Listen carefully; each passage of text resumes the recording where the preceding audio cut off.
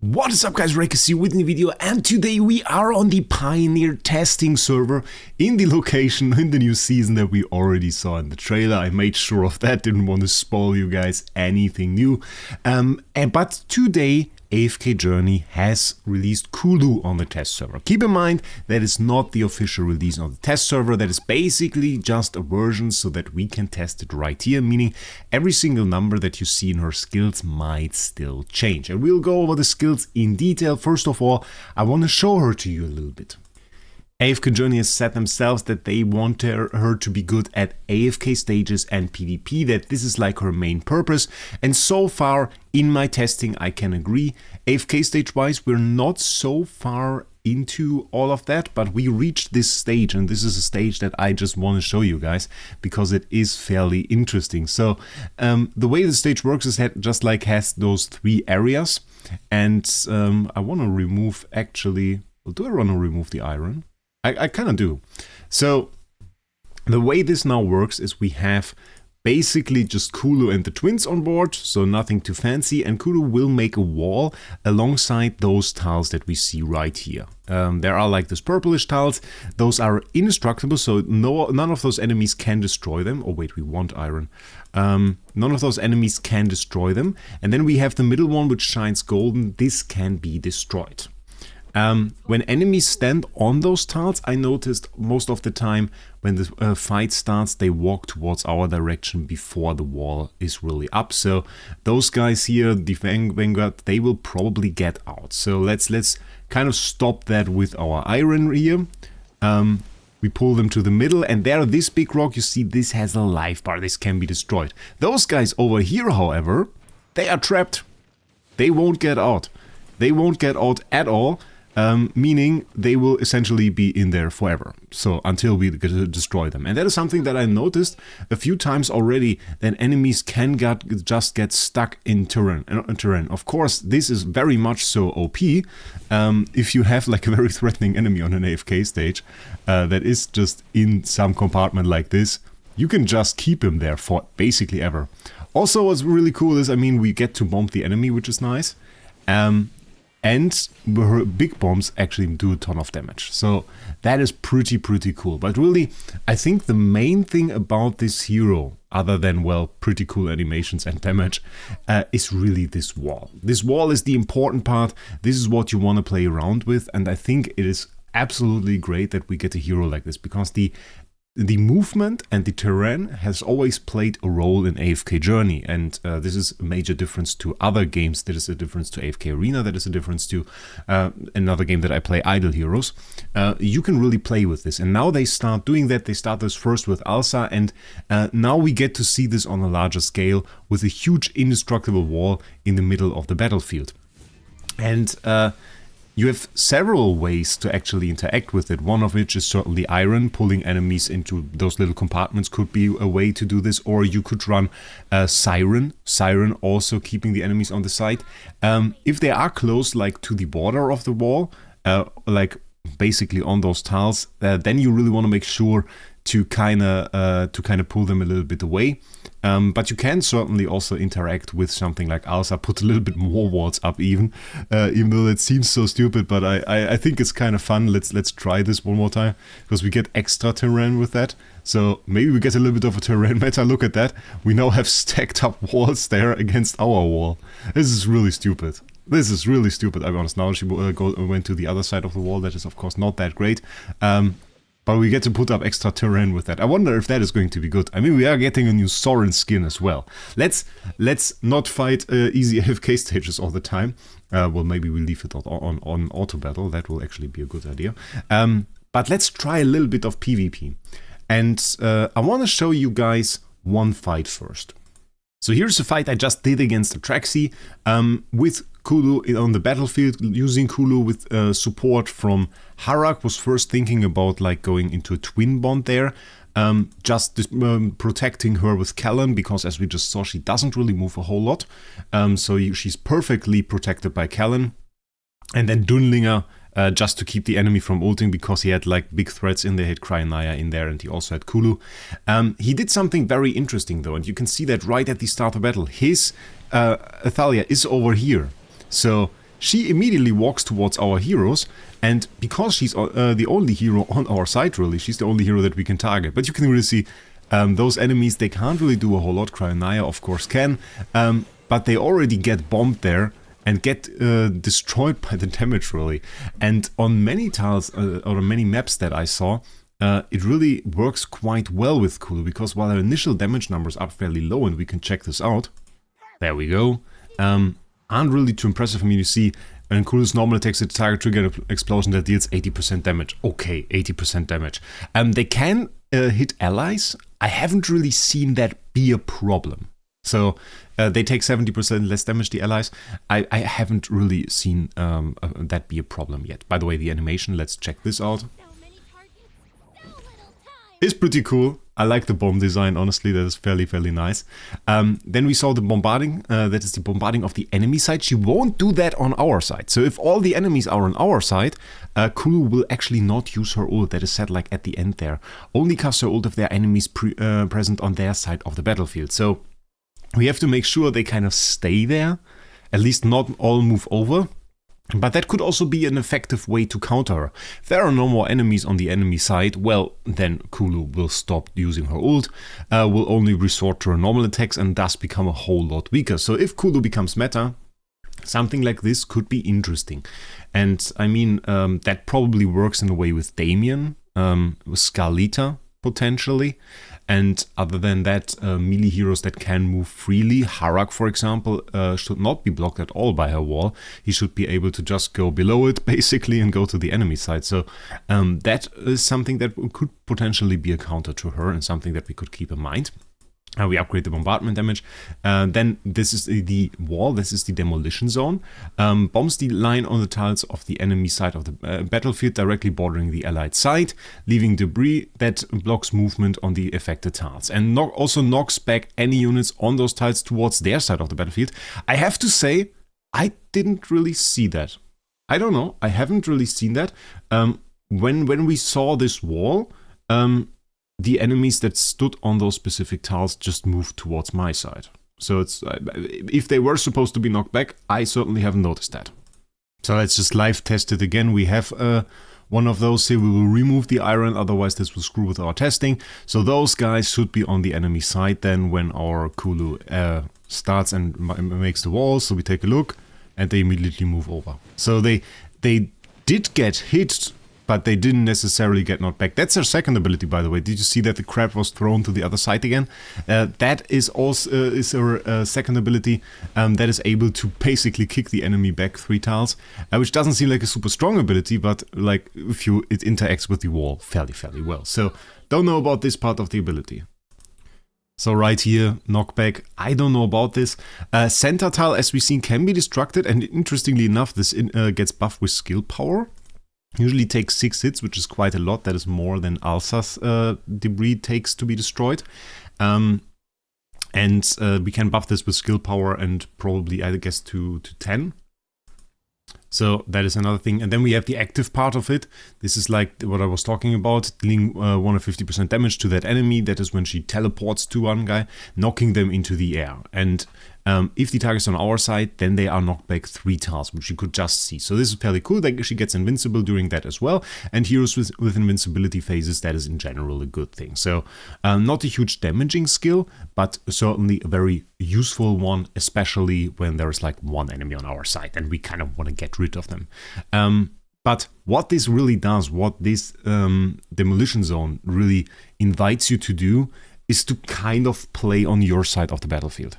And we already saw that a little bit implemented in the PvP team that I showed with Callan. Callan creating like this area, okay, get to Cyber Vitality, I guess, creating this area closely around him in which heroes just receive less damage.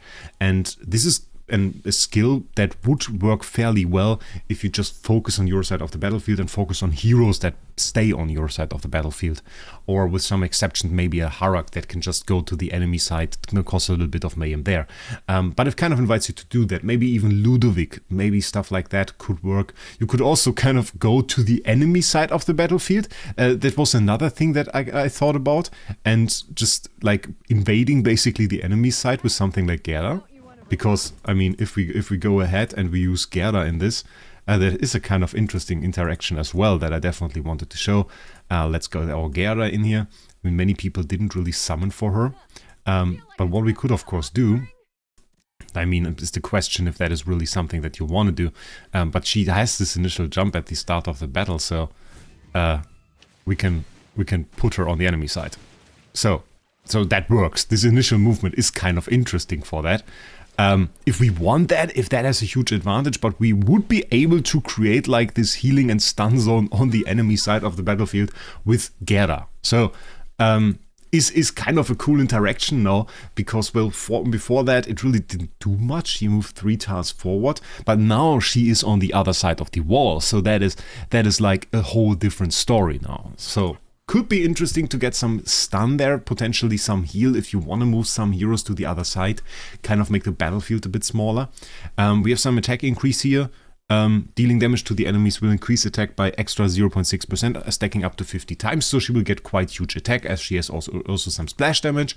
And when a battle starts, Kulu applies an explosive debuff to all enemies, increasing their damage taken by 10%, which lasts until the end of the battle. So the Mythic Plus here being quite good, and when an enemy with an explosive debuff is defeated, it turns into a Doom Bomb that detonates after 2 seconds, will deal some damage there, plus 15% of defeated enemies' initial HP, so it definitely does some damage, and on plus 15 she enters Blast Mania for each time a Doom Bomb detonates.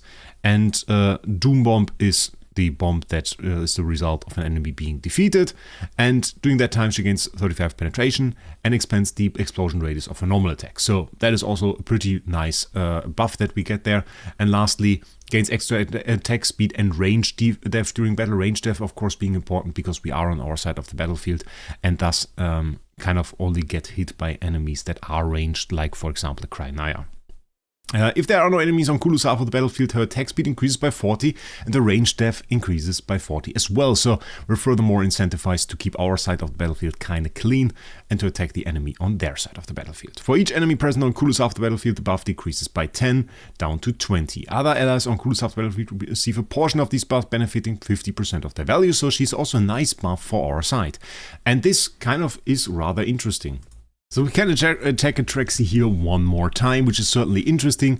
Also during this battle we already saw that his Athalia here wasn't supposed to move to our side. Really, with the effect from Kulu, she should have been kicked back to his side, which didn't happen. I used Harak in this one. What we can of course also do is we could kind of switch that up and, for example, go for something like Hodgkin. By the way, a little bit of a sneak peek here because he has his enhanced force. So that is fairly cool. The Dunlinger now still works, just doesn't give our Kulu the upgrade right now. And this team, of course, creates a little bit of a zone there. Oh, no, I don't want to switch that. And we have Hodgkin on the enemy side. We could, of course, now go ahead and take something like Gerda, move that to the enemy side as well, and have kind of our whole team standing there, which would be kind of stupid, kind of fun. But for now, let's just try an attack like this, where we have one enemy on the enemy side of the battlefield already with this special map layout, which I kind of think is really, really cool. So we immediately have Hodgkin and his spawns on their side. Initial energy, by the way, from his new Supreme Plus ability. And Hodgkin is now rather OP, by the way, if you didn't know. It's kind of funny. And he got kicked back to our side. Yeah. So we interacted with, we used Kulu as a tool in this one. This one, she was not the main damage dealer, of course, because the Dunlinger buff was on Hodgkin, and we used Hodgkin to kind of have the enemy compressed on their side, make use of his ultimate ability. And this ultimate ability, of course, is this giant cannon shot that is buffed in this upcoming season and deals an absolute ton of damage. And with the enemy standing so close together, having nowhere really to go, there wasn't too much of a threat for us here. We were at our team fairly tanky on our side, and then if the Dunlinger ult really ended, we still had Kulu's ult as a secondary damage source for this. So I think this is also a very interesting way to interact with Kulu and to kind of use her for that. And thus I honestly think Kulu has like with this wall on her side, there's a lot of possibility for interactions in the upcoming season and in PvP and AFK stages as well. For Dream Realm, we kind of don't get to make a lot of use of her. Maybe for certain bosses, possibly. I mean, right now we have probably the best boss there, the Black Creeper, where she at least would have multiple targets to hit. But really we are bringing this weird wall there into action, placing that on our side of the battlefield. Let's just go ahead. And I mean, this will probably just take more DPS from us than it will, because, well, we have to kind of get through there first. And then we have weird positioning issues, and the slimes still go through the wall. So those guys, they didn't care at all for that. And I mean, this was kind of already the optimal situation for our ult, really. Now we have this stone again, because the stone, well, she respawns it, which is pretty cool. Her damage isn't even bad. Like if we just take a look at that, hitting the boss there, it's not even bad damage from her ult. But if this is really like a help for us, I am not too sure. And if this is really optimal, because, well, on the most side it's really blocking. Now the stone is back. If we now break up this guy and he spawns the little slimes again, then we have to go through the wall and have to kind of defeat the stone first to get to the other slimes. So, yeah, I don't know. This is, especially in this fight where we would have the possibility to at least hit multiple enemies, it seems to me more like really a barricade for our own team than just any kind of support to us, really. So I don't know, maybe in some situations she can deal some nice damage, but I reckon if we had Harak in here and attack the boss like this, we would have easily defeated them. Yeah, not bad damage overall, but we can kind of do, yeah, okay. Yeah, explain Dream Realm to me, please do that. We can kind of just try this and skip, and I reckon it will be 100%. I reckon it will be 100%. It isn't? Oh, it is. Okay. I was a little bit worried there that I said something bad. No, yeah, so not really that great in Dream Realm. For PvP, certainly some possibilities. For PvE as well, I can kind of see that having like an invincible barricade on the battlefield with the little compartments where you can sometimes just trap an enemy and everything. I can see that being really good. If there is...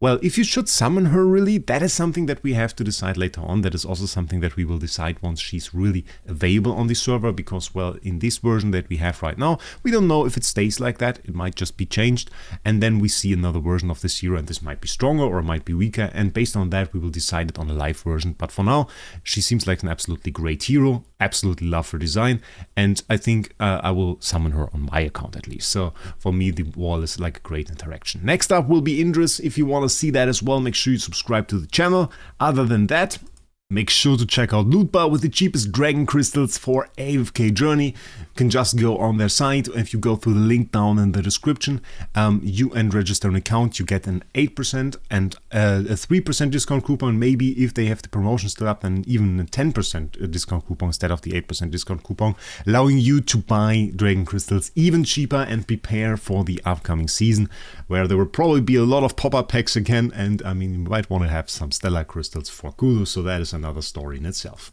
And with that, I wish you a great day, and we'll see us in the next one.